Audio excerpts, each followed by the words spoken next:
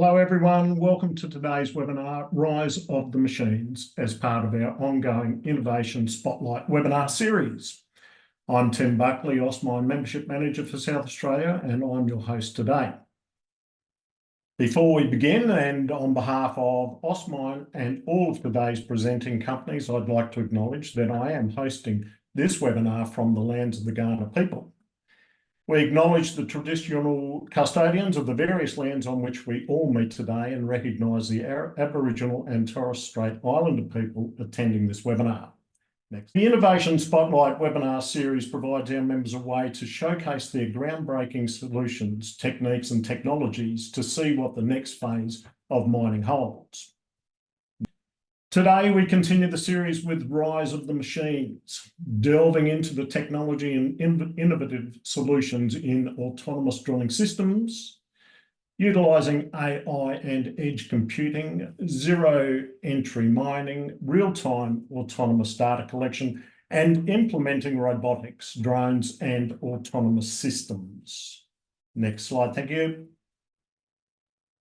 I'm joined by 5 industry-leading member companies sharing their technology and innovative solutions in embracing robotics and autonomy for efficient mining operations.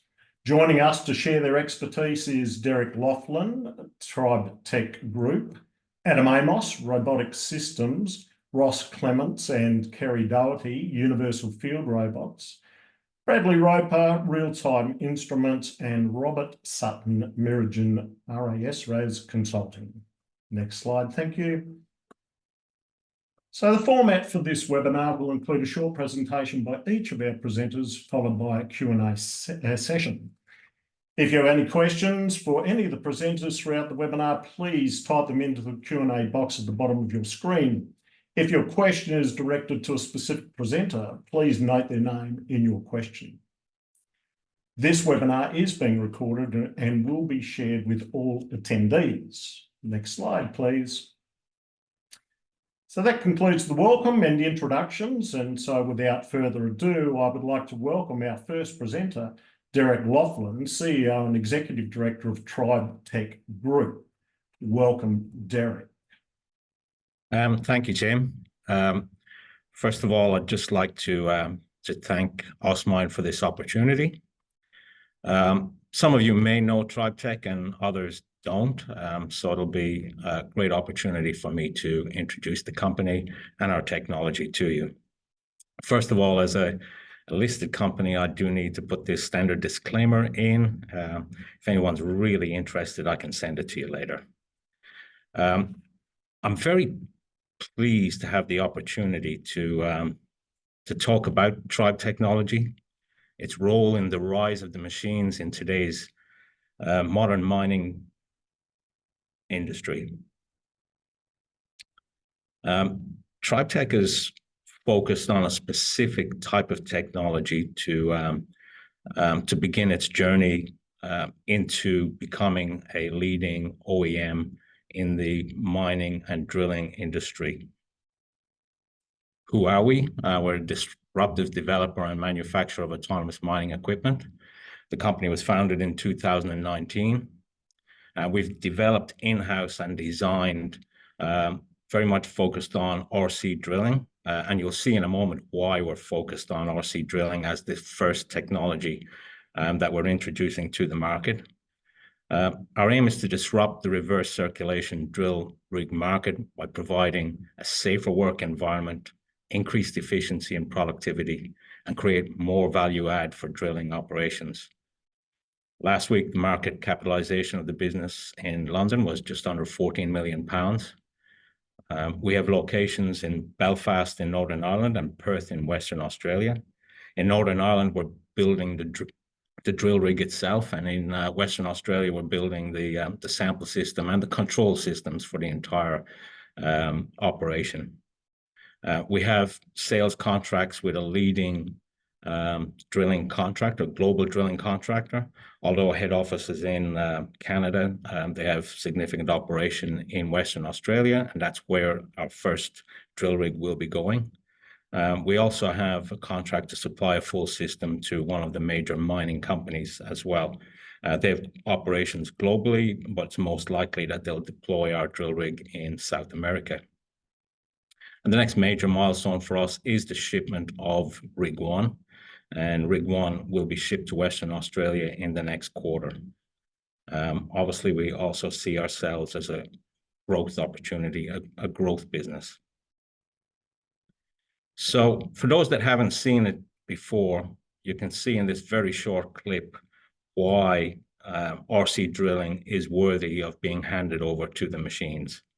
Although there's been some significant developments in recent years, mainly to the benefit of the driller who gets to stand further away from the danger zone, I think it's fair to say that to be a driller's assistant in RC drilling is one of the worst jobs, probably the worst job in the modern drilling industry. It's noisy, dusty. In Australia, it's usually hot, and it's always an inhospitable environment. As I said, perfect for handing over to the machines. So TribeTech's vision was to address this issue and how to automate a very complex and high-risk drilling method and process. I think many people said it couldn't be done, and that was the challenge for the business in order to make sure that it could be done.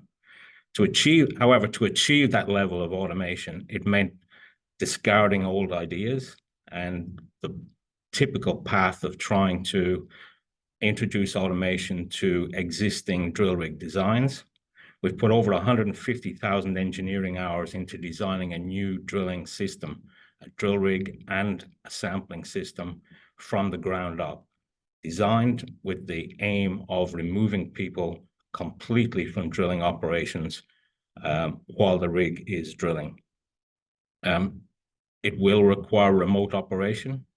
It will require a maintenance crew.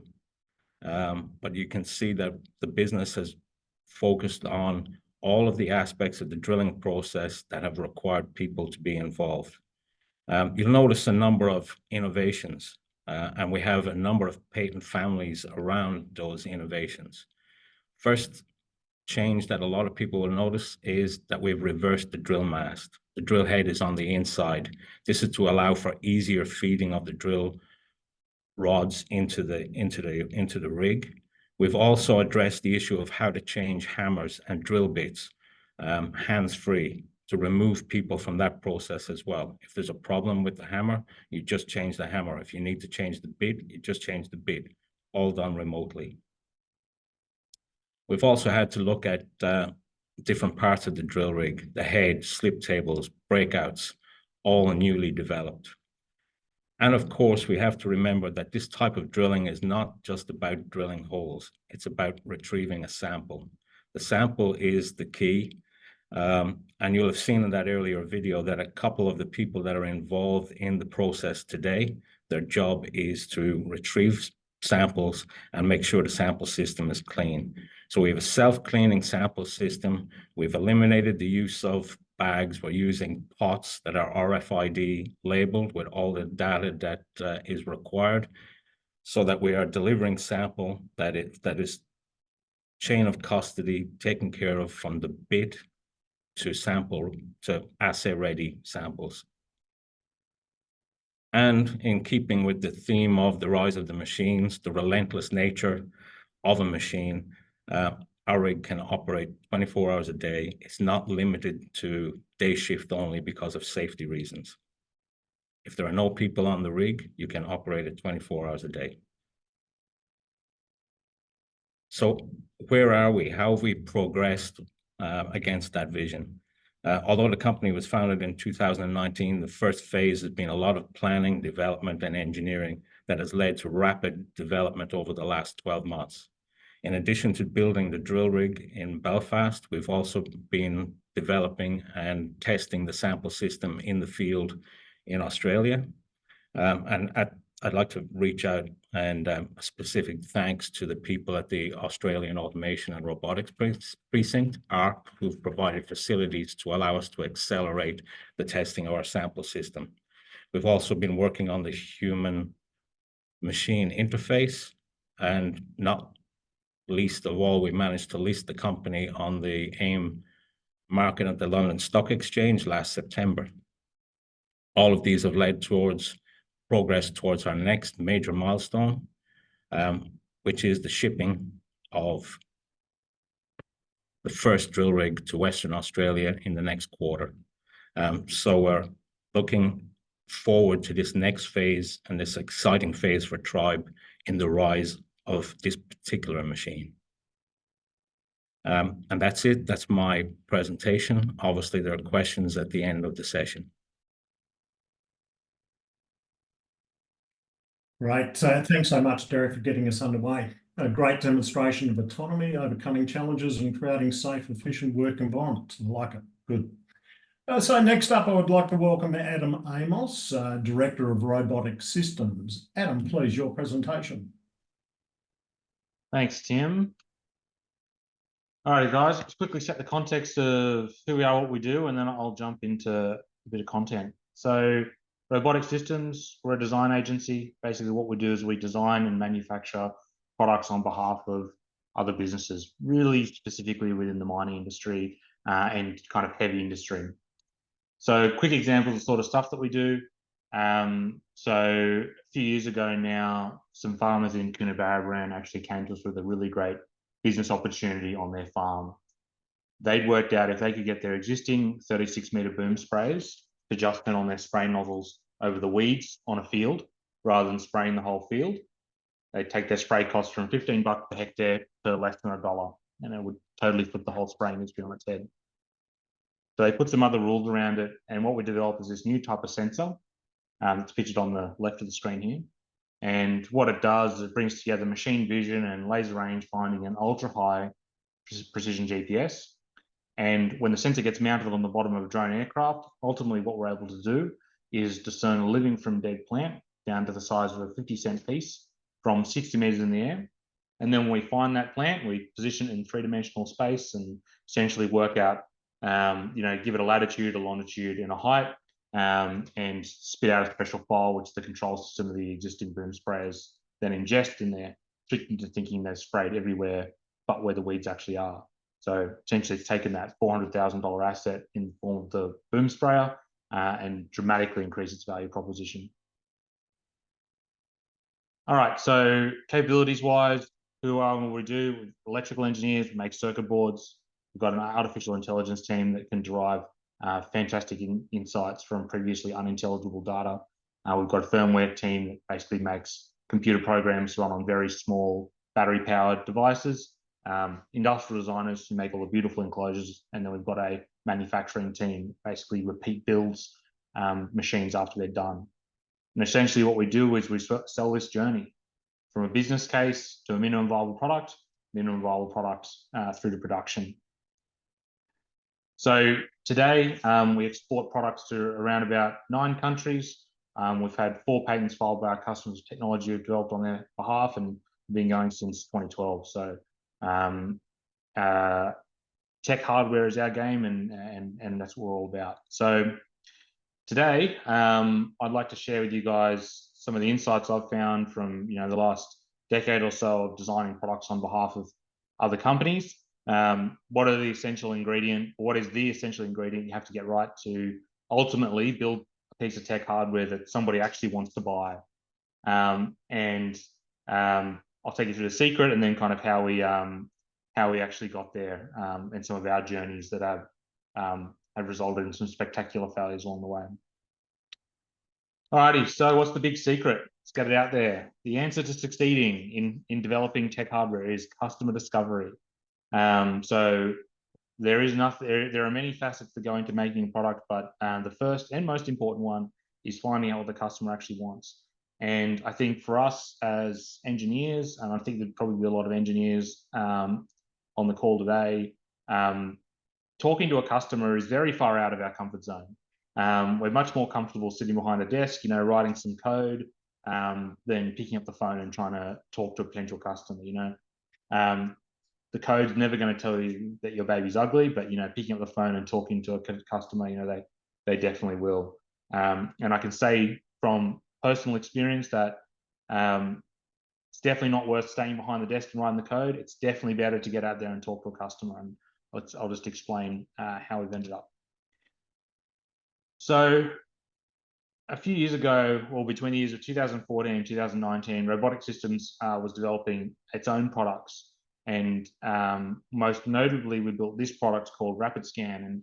And what Rapid Scan does is it's a mobile 3D laser scanner for those that are familiar with it. But essentially, it shoots out 600,000 laser beams a second all around itself, and takes a really accurate three-dimensional photo of the world around it, as it moves through it. So the kind of greenish image on the back of this slide is a scan that was captured by just driving past with Rapid Scan mounted on a van at 60 k's an hour, and then you can get into this model and take real world measurements and all sorts of cool stuff.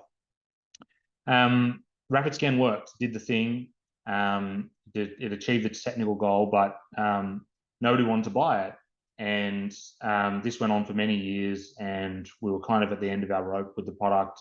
And in terms of, the company not really going anywhere and not really getting any sales, and us working on the design and then trying to show somebody, and then, them not wanting it, and then, us going away and working on it some more, and people still not wanting it. And we actually kind of hit rock bottom in about the end of 2019. And fortuitously got accepted into a program run by the CSIRO called On Prime. And what they try to teach you about in On Prime is this magical thing called customer discovery.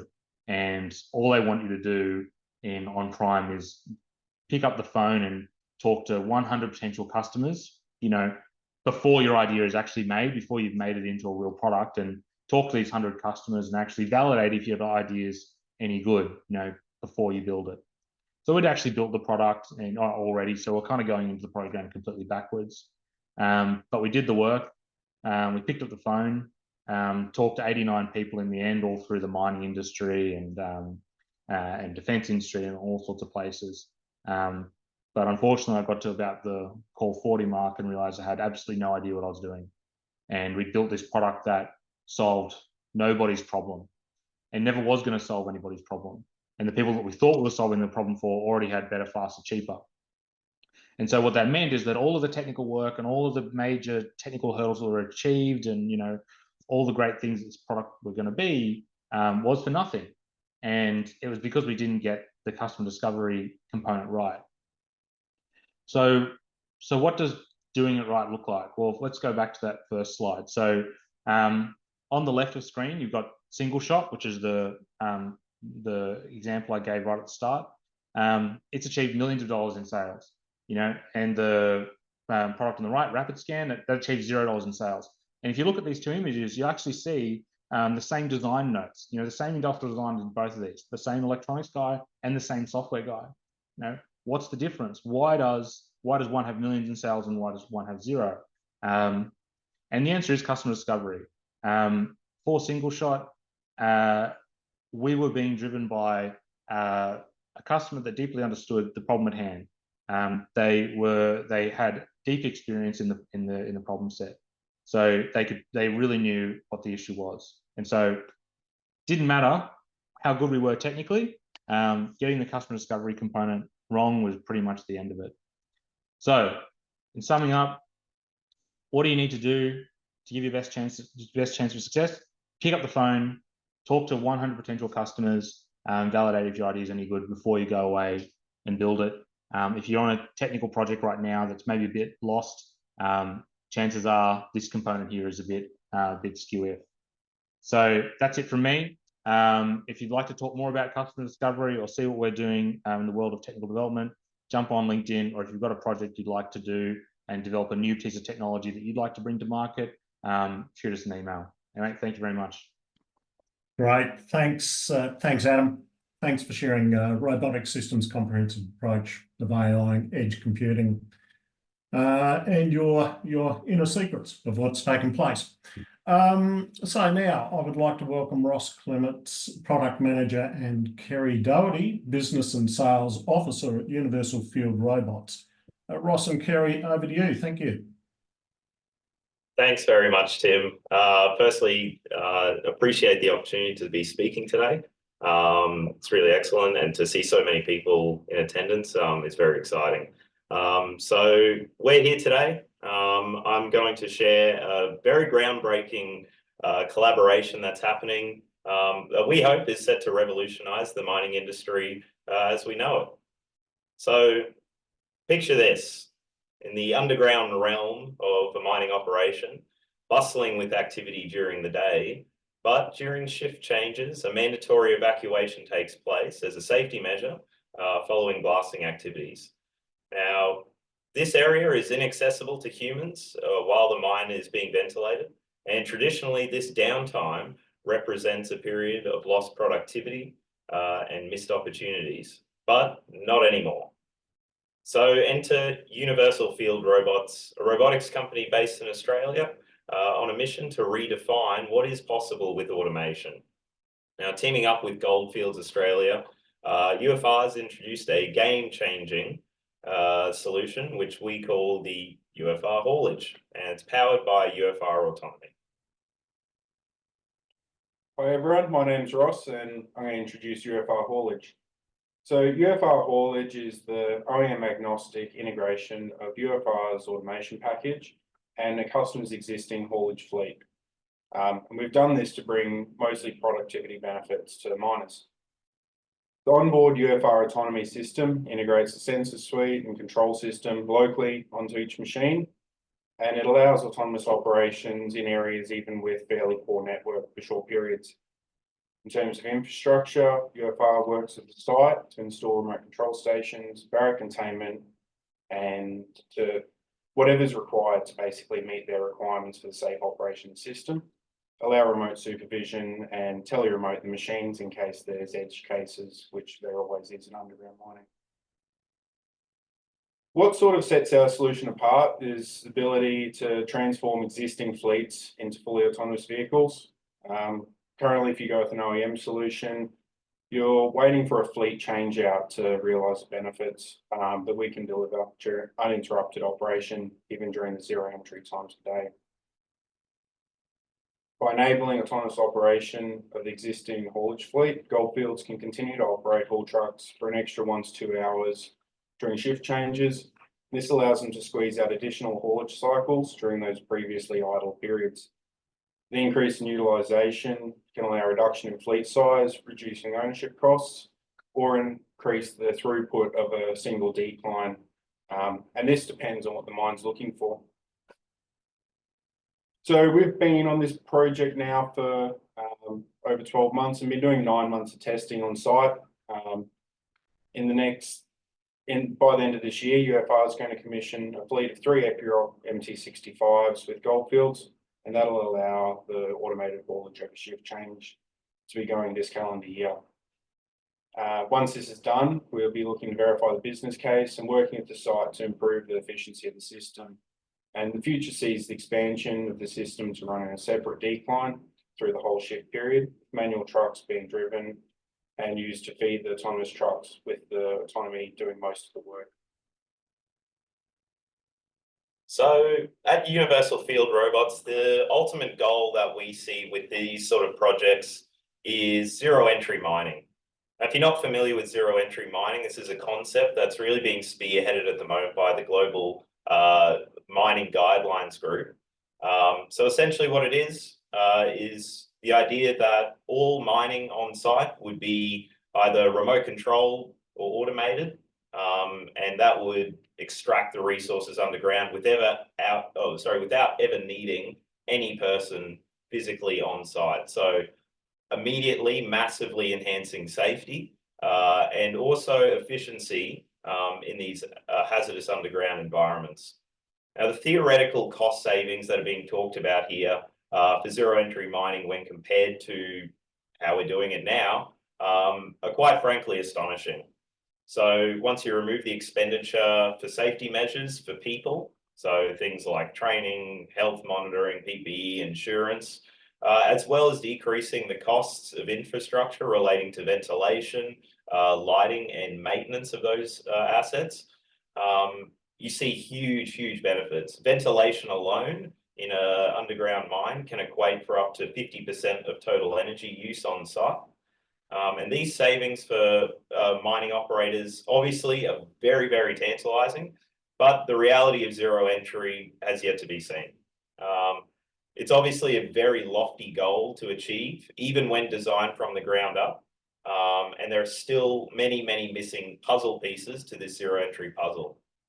Now at UFR, we're focused on creating the missing links today that will enable zero entry tomorrow. Beyond the automation of trucks, we're committed to developing some of the arguably more challenging missing pieces.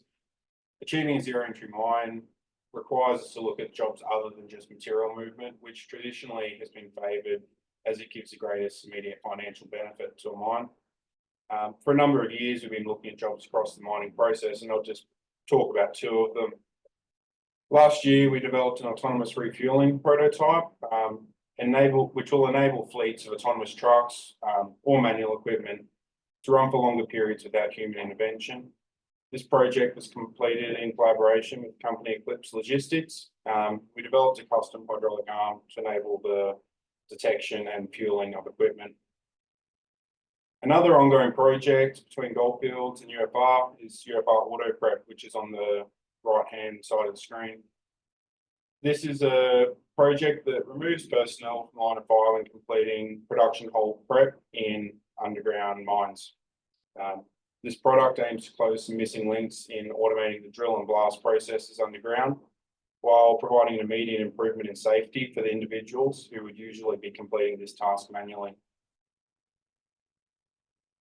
So beyond the efficiency gains, partnerships such as with Goldfields Australia and Eclipse Logistics address broader industry challenges such as labour shortages and also environmental impact. By automating repetitive and hazardous tasks, UFR is not just streamlining operations, we're demonstrating that more is possible.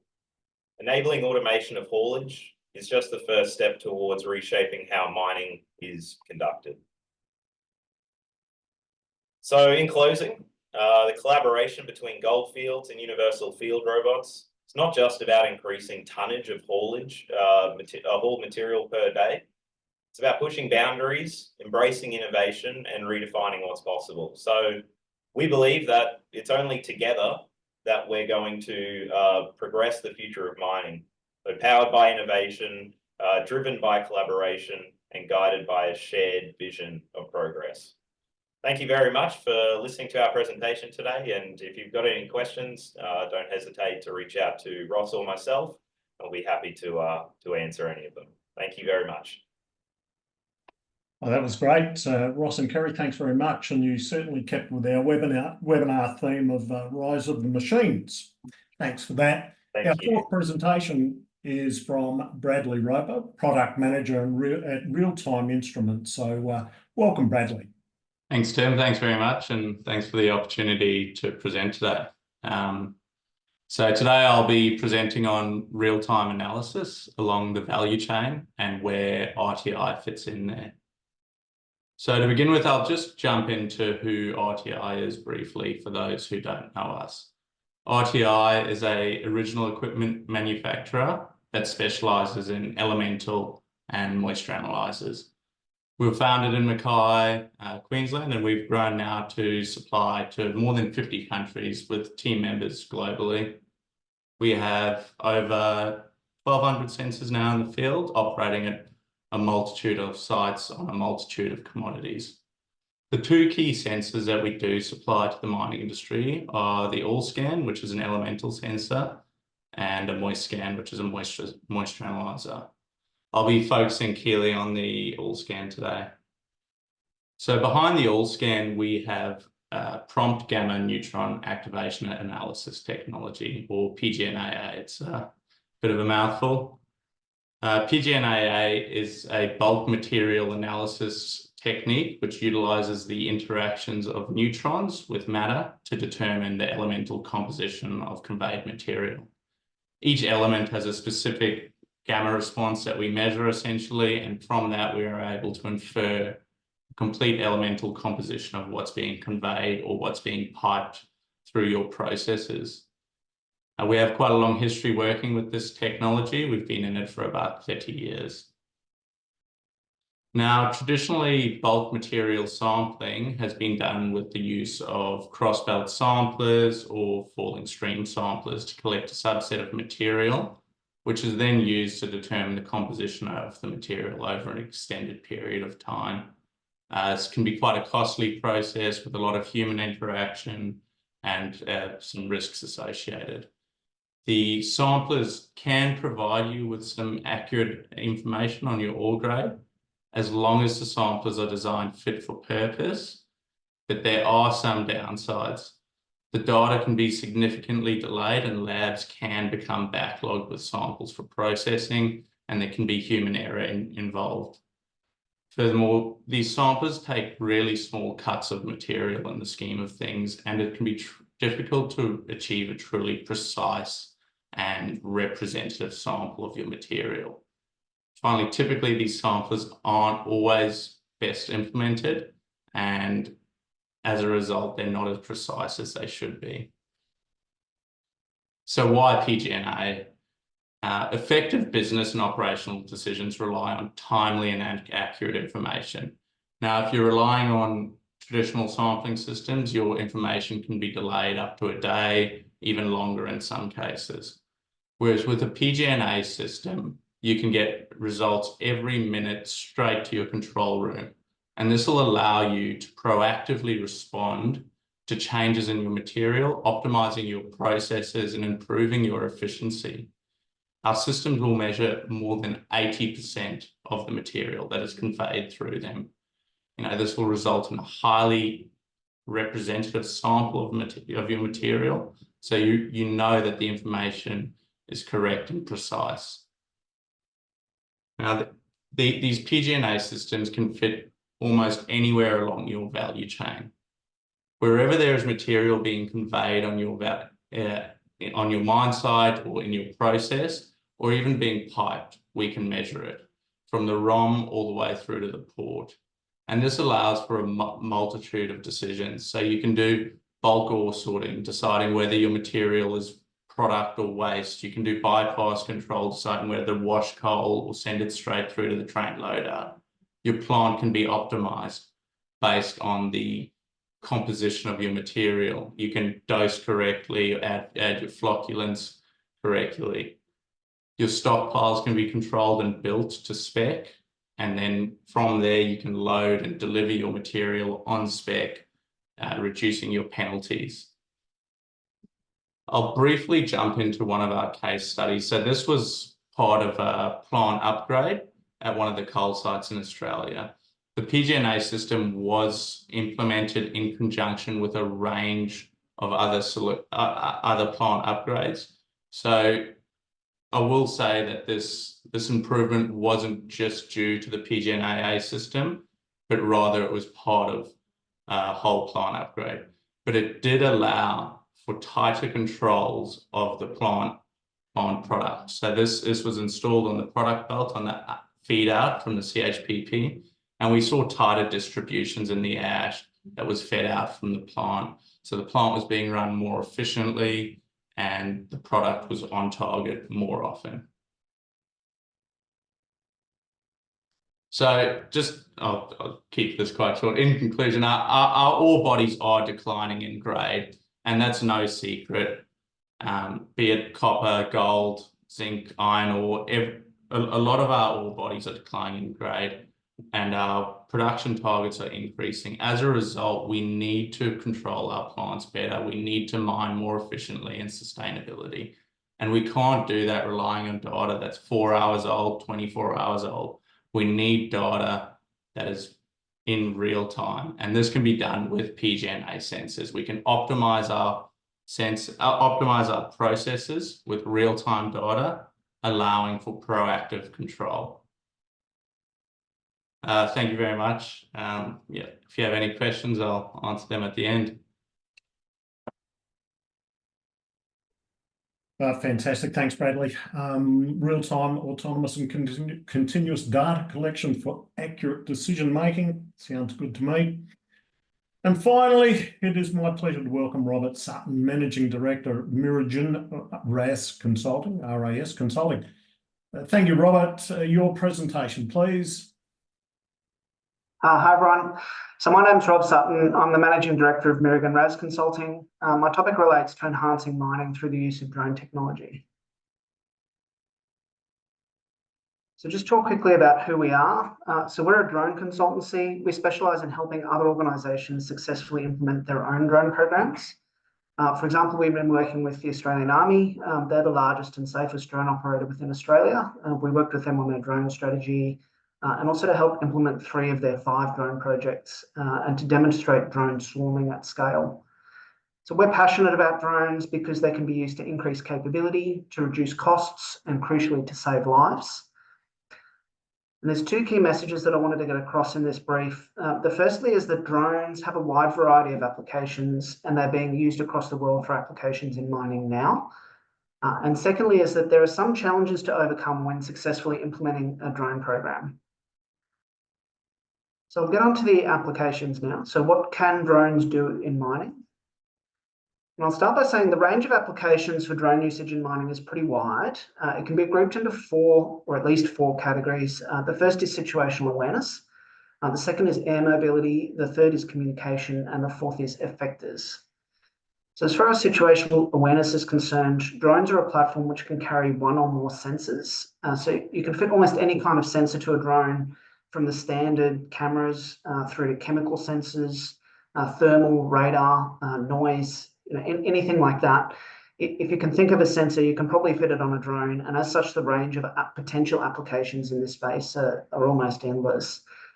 Ultimately, increased use of sensing platforms could enable a complete understanding of the mine production process, for example, all the way from exploration through to the ore body, through to tailings management, to allow yield and increases in efficiency. And there's also a key return on investment here, which is safety, making sure that your people on the site are safe. The second category then is air mobility. So drones can be used to move people or they can be used to move things, and obviously at different scales. So you might have a small drone which can deliver high value components across the mine site, could be delivering medical equipment, defibrillators, that kind of stuff. A larger drone could move people across a mine site or between mine sites, perhaps. And the key return on investment in this case is decreased downtime due to equipment failure, particularly around that high-value logistics space. You don't have to wait. Third category then is communications. So drones can obviously carry a wide variety of different payloads, including communications equipment. It's often true that connectivity can vary across a mine site, and in particular at remote areas within a site, underground or at rock faces, or where terrain might mask a signal. And so connectivity is an essential enabler for many functions, such as safety, such as monitoring, welfare even, and technological developments such as autonomous mine equipment, which was spoken about earlier, things like augmented and virtual reality, where you might have a more senior operator coaching a junior operator through goggles or something like that, and things like Internet of Things. All of these need reliable and high bandwidth connection to function properly. And if you can put communications equipment on a drone, then you can provide that mobile, as in not fixed, communications relay into sites with poor connectivity as you need it on demand. And then the final category is effectors, and this is an emerging category. I haven't seen a lot of this in the field today, but some drones can do things directly to solve a problem. For example, drones can spray water to damp down dust. They can be equipped with manipulator arms. They can be used to drop rope. They can be used to pull lines or pipes or that kind of physical manipulation of the environment. And so there's obviously a very brief run through, but we can see that there's many different potential applications for drone usage in mining. So the next point I wanted to cover is, well, what to consider if you're trying to implement a drone program. And the obvious point is that the drone program is it's not just about the air vehicle. The air vehicle happens to be the platform that carries the payload. What you're trying to do is to solve a problem, and you can either generate an effect to solve a problem, or you're gathering data and then analysing that data and using that data to make decisions, and those decisions can solve the problem. So primarily, because you're trying to solve a problem, you need to know what the magnitude of the problem is. Is there a sufficient return on investment to warrant your capability? There's no good trying to solve a $20,000 problem with a $3 million drone platform, for example. That makes no sense. So once the return on investment is clear, it's useful to have then an understanding of both the technology required to solve the problem, so the air vehicle, the payload, the data analysis, the control system, the communications infrastructure, for example, and even the people that are involved in operating the payloads, analysing the data, operating the system. They're all part of the physical system. But then you need to understand the nature of the support elements required to ensure that the implementation is successful. So, for example, do you have the required operating approvals? Do you have a trained and motivated workforce? Do you have an appropriate supply chain, maintenance contracts, that kind of space? And then ultimately, any drone program you have must be integrated into your existing processes and systems and should just become business as usual for you. So in summary, I just wanted to say there's obviously a large opportunity to enhance mining through the use of drone technology. The number of applications for drones is very large, where they can enhance yield, increase efficiency, or save lives. The return on investment and the implementation factors must be considered to ensure successful implementation of your drone program. Now, it can be useful to partner with an external specialist organisation such as us to help you with your drone journey. And so if you've got any questions or if you want to discuss anything further, then please reach out to me. I am on LinkedIn. Thank you. Thanks, Robert. Good presentation on leading technology that gives you an immediate benefit and a return on investment.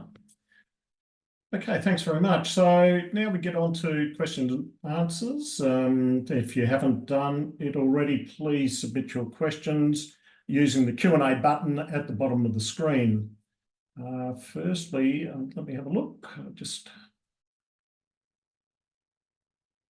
So I have a question for Robert. Robert, how do you see the BVLOS progressing in Australia? 10 kilometres plus, specifically using satellite connectivity, real-time video streaming.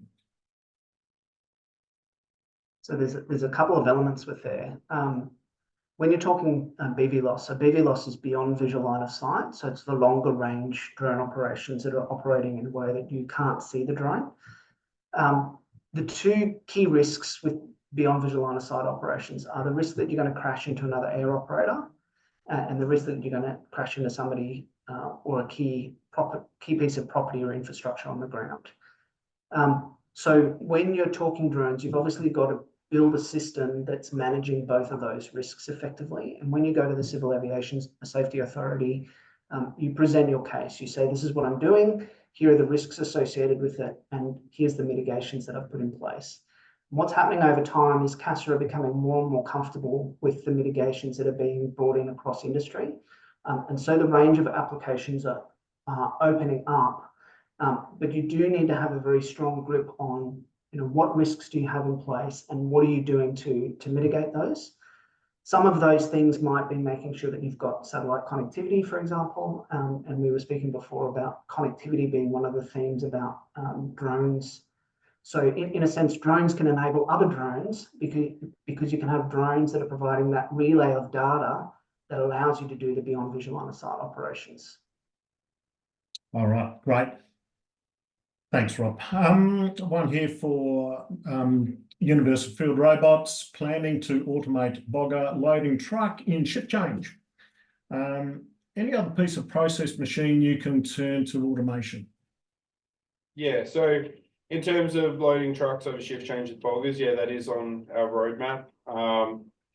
We're looking for some time soon, hopefully, to do some trials of that. Obviously, it's quite a difficult maneuver to do without doing split level loading, but yeah, if we can do that, it's a massive value add to the client. So we will be investigating it. Yeah, so in terms of other equipment, I guess our initial equipment that we were doing was excavators. We've done skid steer loaders for different tasks. We're doing an IT at the moment, so we do a variety of different equipment. And the way we've developed our kit, it goes across pretty much everything. So that's one of our big things we try to maintain. Thank you. So for Bradley Roper, question here on great presentation. They say, in regards to PGNAA systems, do you think we'll see smaller systems that can be focused on early parts of the mining chain, specifically drill and blast? Yep, definitely. So currently ITI is investigating down a borehole. So the biggest roadblock there has been the radiation source itself, and as you can imagine, moving a source around can be quite difficult. So with the intervention now of neutron generators, which is quite similar to, say, an X-ray tube where we are electrically generating neutrons, as these have become pocket-sized, we can look at putting these down blast holes and doing analysis pre-blast. So currently ITI is developing that technology, and we hope to have it out in the next, who knows when, year or so, but we'll see. I definitely think it is something that we are going to be seeing in the future. Thank you. Oh, good, thank you. So I just got some other questions here with me. So for Derek Laughlin, Tribe Tech, will your RC sample system only work with the Tribe drill rig, or could it work with other drill rigs? No, the sample system has been designed to be modular, so that it can be fitted in whole or in part to other drill rigs.